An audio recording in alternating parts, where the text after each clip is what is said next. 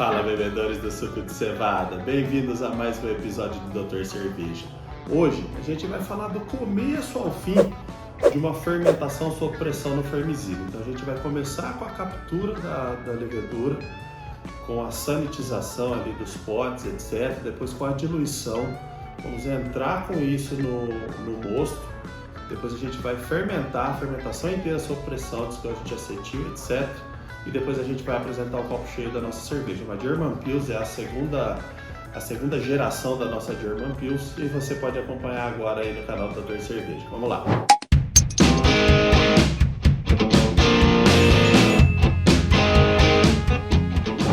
Isso aí então, pessoal. A gente vai começar o nosso processo pela sanitização do becker, onde a gente vai fazer a captura da levedura. Eu coloco um pouquinho de água no becker de 1 litro, mais ou menos, coloco 400 ml de água e deixo ele ferver por mais ou menos 15 minutos. Nesse período ele está totalmente sanitizado e eu vou aproveitar a água da fervura que serviu aí para esterilizar o becker para dissolver o DME, depois fazer um pouquinho de DME. Então eu faço um pouquinho de DME e a partir desse DME que a gente vai dissolver a nossa levedura, a lama, e esperar que ela comece a fermentar. Eu não estou fazendo propagação porque ela é necessária, tá? Então é só um acordar da levedura para que a gente entre depois no mosto. Mas vocês vão acompanhar isso durante o vídeo. Então a gente fez essa sanitização. E eu coloco agora o Fermizila para a gente começar a extrair a levedura. Então vocês podem notar que o Fermizila está com o resto de lama, porque depois que eu fiz a extração da cerveja, eu deixei ele pressurizado e na geladeira, então ele ficou mais ou menos 4, 5 graus. Eu não estava esperando utilizar essa lama, então eu acabei usando essa lama que eu não estava esperando, senão eu teria deixado ela mais baixa, por volta de 1 ou 2 graus. Mas ela ficou 4, 5 graus durante uma semana, a lama não estragou, a cerveja está pronta já, então deu tudo certo. Então eu fiz a extração da lama direto no copo do Fermizila, separei esse copo, sanitizado, bonitinho, coloquei na geladeira de novo e fiz a abraçagem no dia da coleta dessa levedura, tá? Então eu coletei a levedura no mesmo dia que eu fiz a abraçagem. O inóculo aconteceu no dia seguinte. No dia seguinte a cerveja já estava na temperatura correta, então nós tínhamos 40 litros, eu entrei com 2 minutos de oxigênio puro, a 1 litro de vazão por minuto. 2 minutos foi o suficiente para oxigenar, vocês estão acompanhando as imagens aí. Então, estando com o mosto completamente oxigenado, eu parti para o cálculo da levedura. Então eu fui fazer o cálculo do pit rate e vou fazer vou dissolver essa levedura. Então a partir de agora, galera, a gente vai calcular o pit rate da nossa lama, do nosso inóculo, para a gente dissolver a lama. Estou considerando 1,5 milhão de células de levedura lager por ml de cerveja, que é mais ou menos o que fala o Chris White, o Brewfather. Então 1,5 milhão de células por ml de mosto. Multiplico isso por 12,6, que é o grau plato da minha cerveja. Você tem que calcular de acordo com o grau plato da sua cerveja. Multiplico por 40 mil, que é a quantidade de líquido que eu tenho de mosto. Então são 40 litros, 40 mil ml. A gente chegou num total de 756 bilhões de células de levedura. E eu vou dividir isso por 1,5, que é a quantidade de levedura que eu tenho por ml de lama. Então eu tenho 1,5 bilhão de célula de levedura por ml de lama. Dividi os 756 por 1,5, cheguei em 504 bilhões de células. Portanto, eu preciso de mais ou menos 500 ml de lama para ter os 756 bilhões de células. Então, peguei 756 bilhões, que é a quantidade de células que eu preciso, dividi por 1,5, que é a quantidade de células que eu tenho na minha lama, cheguei em 504 ml, que é a quantidade de lama que eu preciso para fermentar 40 litros de cerveja. Então eu vou agora partir para fazer a solução. Joguei um pouquinho de álcool 70 no pote de levedura para a gente ter ele totalmente sanitizado, então essa superfície está toda limpa, sanitizada. E daí a gente parte para fazer a medição dessa levedura no becker. Então vocês podem notar que eu vou colocar 500 ml de lama nesse becker de 1 litro. Ele vai ficar mais ou menos pela metade. E eu descartei a parte de cima da lama. Se vocês olharem no copo, eu descartei a parte de cima da lama, coloquei 500 ml no becker. E agora eu entro com um pouquinho de mosto só para dissolver essa lama. Então eu dissolvo essa lama com um pouquinho de mosto que eu separei durante a abraçagem, mexo bem para deixar ela bem liquefeita, né, bem líquida, e vou devolver ela no Erlenmeyer de 2 litros para colocar juntamente com o Fermizila para chegar na temperatura de inóculo. Então eu equalizo a temperatura da lama que está em starter com o mosto que será inoculado, porque aí eu não tenho divergência, né, diferença de temperatura entre os 2 líquidos, não gerando estresse para a levedura.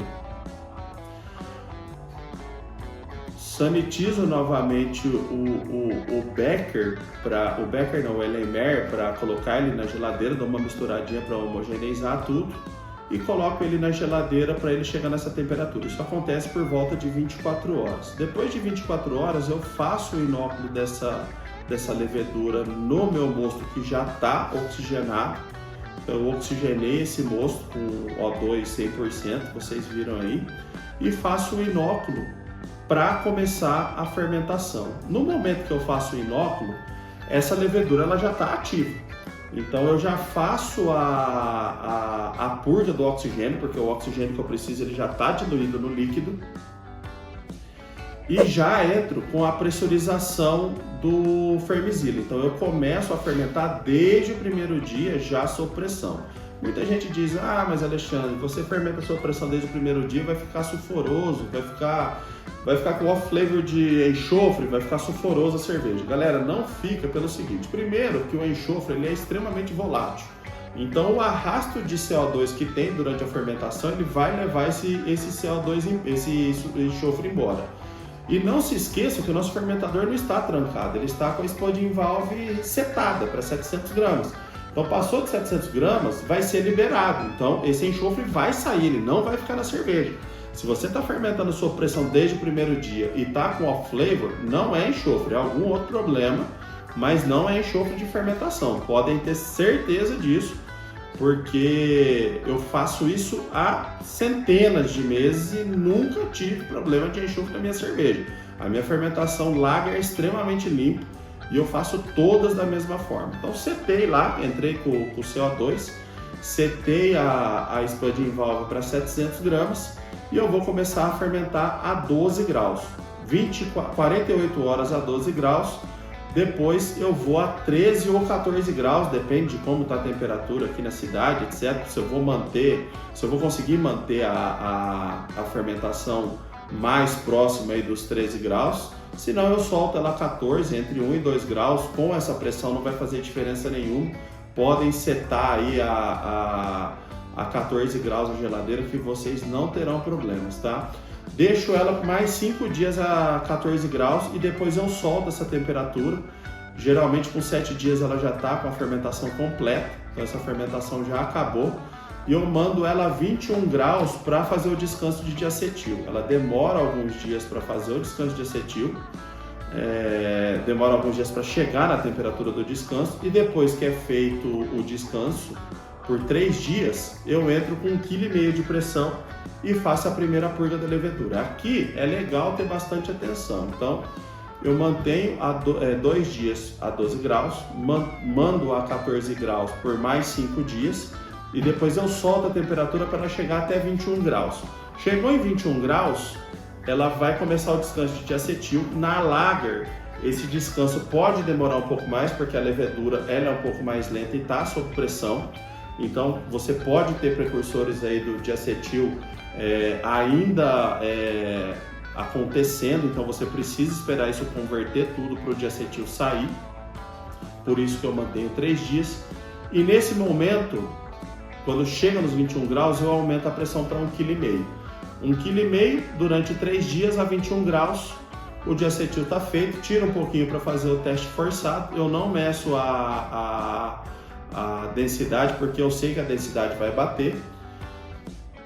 E vocês já podem começar a notar que nesse momento a gente já tem uma quantidade grande de levedura no fundo do fermentador, porque a levedura ela já começa a decantar. Nesse momento eu já começo a fazer a purga, então aumento para 1,5 kg e faço a primeira purga da levedura. Passado essa primeira purga, eu jogo a cerveja a 10 graus e mantenho ela por 2, 3 dias mais ou menos a 10 graus. Tem literatura que fala que essa parada em 10 graus não tem diferença nenhuma. Tem literatura que diz que sim. Eu faço porque se não ajuda, também não prejudica, tá? Estou mostrando uma imagem rápida para vocês aí de como estava o mosto. A clarificação do mosto, porque daqui a pouco a gente vai ver a cerveja no copo. Eu quero que vocês façam um comparativo. Feita a purga da levedura a 10 graus, eu faço uma segunda purga, aí eu faço o cold e entro com o clarificante. Então esse clarificante ele vai ficar aí durante 3, 4 dias mais ou menos, por volta de 4 graus, que a levedura ela tem uma pequena atuação em 4 graus, e depois vai para o cold mesmo, que eu faço o cold a 2 graus e a maturação a frio. Mantenho 21 dias na maturação a frio, com 1,5 kg de pressão, e começo a fazer o teste sensorial. A partir do 14º dia, ela já está legal para tomar, mas depois de 21 dias a cerveja está perfeita, então agora a gente vai pegar para fazer o teste do copo cheio.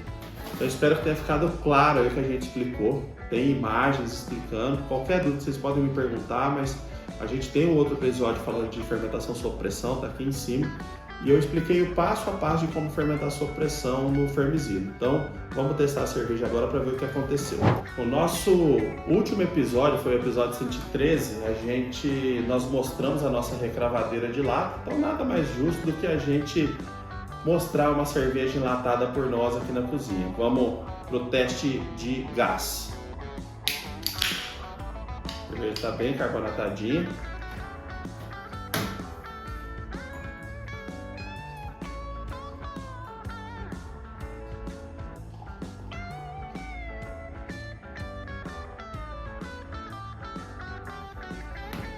E aqui está a nossa German Pils, feito o serviço. Espero que esteja dando para ver a clarificação, porque eu quero que vocês comparem. A Mauri, coloca o vídeo da clarificação na proveta para comparar com essa clarificação que a gente tem aqui no copo. A clarificação está bem bacana, está bem bonita. É praticamente uma cerveja comercial, exatamente como uma German Pils deve ser. Uma cerveja bem dourada, bem clarificada.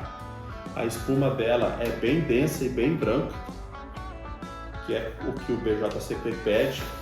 Dá para notar que a carbonatação dela tá bem presente, tá bem forte. E o que eu queria falar dessa cerveja um pouquinho? Quem assistiu o episódio da primeira German Pils, que tá aqui em cima, viu que eu falo que essa cerveja tinha ficado um pouco amarga demais, um pouco escura demais. E eu fui procurar nas minhas anotações o porquê que isso tinha acontecido. Eu inicialmente tinha achado que tinha acontecido só o problema do pH e da falta dos sais terem dissolvido corretamente. Só que nas minhas anotações eu achei a informação de que eu tinha entrado com água no final da fervura para completar o nível, e essa água não estava fervida, eu tirei direto do meu filtro. Então eu tive que ferver por mais 10, 15 minutos para esterilizar essa água. E ela ficou acima de 90 graus aí durante uns meia hora, 40 minutos, até ela chegar na temperatura de fervura, ferver por mais 10, 15 minutos. Então o que aconteceu? Continuou isomerizando, como se eu estivesse no hop stand e depois voltou a ferver. Por isso que a cerveja ficou tão amarga. Então a gente teve vários probleminhas do pH, que o pH estava alto demais, os sais não dissolveram corretamente e a gente ferveu por muitos minutos a mais, por isso que ela ficou tão amarga. Então aquela cerveja a gente mandou para o concurso da Eisenbach, é a mesma receita, a cerveja está bem diferente. Eu vou provar para vocês aqui agora para falar como essa receita ficou em comparação com a outra. Então a outra tinha ficado muito amarga, um pouquinho mais escurecida. Essa aqui tá com um dourado bem bacana, tá com uma clarificação bem legalzinha. E vamos ver no paladar que ela tá entregando.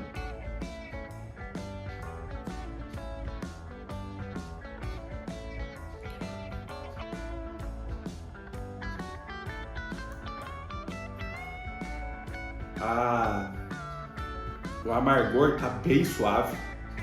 Agora sim tá na casa dos 30, 33 IBUs mais ou menos. É uma cerveja que está com drinkability altíssimo, então ela tá bem refrescante.